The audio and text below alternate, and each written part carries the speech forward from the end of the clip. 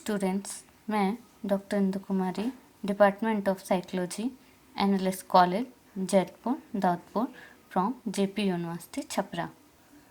आज मैं UG part 1 के स्टूडेंट्स के लिए पेपर 1 में लर्निंग के अंतर्गत ही अंतरण डिज़ाइन के बारे में चर्चा करूंगी।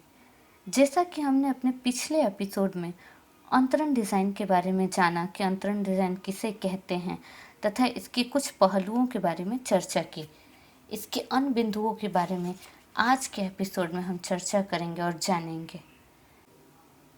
अभी तक हमने यह जाना कि सीखने में अधिगमन का जो प्रभाव होता है वो अधिक अस्थायी होता है।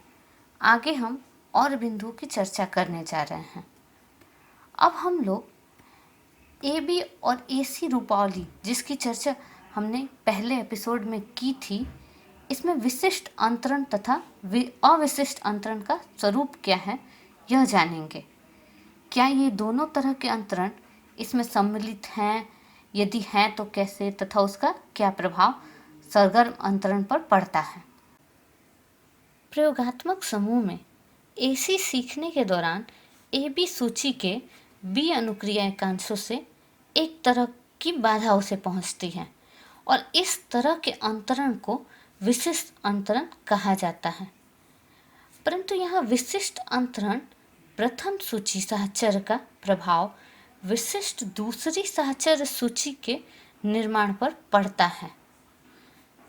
पहले सूची का प्रभाव दूसरी सूची पर पड़ता है, विशिष्ट सूची पर पड़ता है। इस रूपावली में यह अंतरण ऋणात्मक है, निगेटिव है। कुछ अन्य परिस्थितियों में विशिष्ट अंतरण जो होता है धनात्मक भी हो सकता है। ऐसा ज़रूरी नहीं कि हमेशा वो ऋणात्मक ही हो। जैसे AB में जहाँ दूसरी सूची की अनुक्रिया पद पहली सूची के अनुक्रिया पद के समान होता है, विशिष्ट अंतरण वहाँ धनात्मक होता है। AB एंड AC रूपावली में अवशिष्ट अंतरण भी होते हैं। इसे दूसरी भाषा में इस तरह से कह सकते हैं कि इसमें सरगर्मी तथा सीखने का अधिगमन दोनों ही सम्मिलित होता है, दोनों ही इन्वॉल्व होते हैं। AC सूची इसमें सरगर्मी तथा सीखने का अधिगमन दोनों ही सम्मिलित होता है। AC सूची में AC सूची के सीखने में प्रयोगात्मक समूह को नियंत्रित समूह की तुलना में एक अर्थ में विशेष लाभ यह होता है कि प्रयोगात्मक समूह चूंकि AB सूची को पहले सीख चुका है, अतः उसे पता होता है कि किस तरह से एकांशों को ठीक ढंग से धारण करना चाहिए इत्यादि।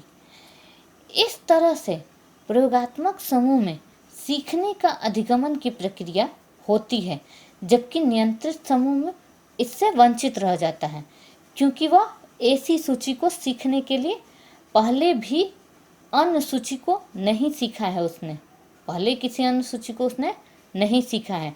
इसके अतिरिक्त प्रयोगात्मक समूह के प्रयोज्य AC सूची सीखने के प्रारंभ में पहले से ही सरगर्मी बना के रखते हैं, क्योंकि उनके युग्मित सहचर सूची को सीखने का संवेदी मुद्रात्मक तथा विशेष मानसिक तत्परता AB सूची को सीखने के दौरान बन चुका है। वो पहले ही उस चीज़ को सीख चुके हैं। नियंत्रित समूह के प्रयोज्यों में ये दोनों तरह के अवशिष्ट अंतरण नहीं होते हैं। ऐसा दोनों ही गुण नहीं पाया जाता है उनमें।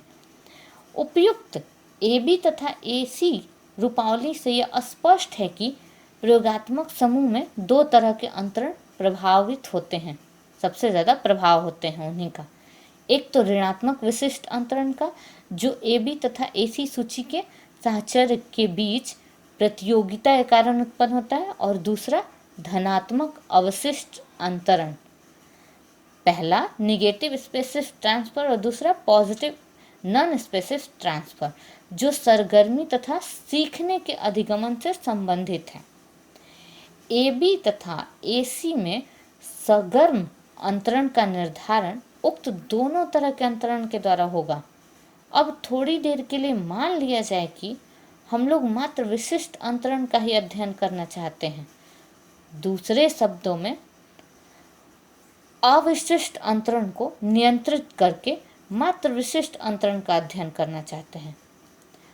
अब ऐसी स्थिति में उक्त डिजाइन का उपयोग करते हैं। ऐसी स्थिति में उक्त डिजाइन का उपयोग जब हम करेंगे तो ऋणात्मक विशिष्ट अंतरण की मात्रा को हम लोग एक तरह से एकदम शून्य करके बैठेंगे, न्यूनांकलन जिसको कहेंगे कर बैठेंगे, क्योंकि ऋणात्मक अंतरण की मात्रा आंशिक रूप से प्रयोगात्मक समूह को धनात्मक अविशिष्ट अंतरण से मिलने वाला फायदा या लाभ के कारण निश्चित रूप से घट जाएगा।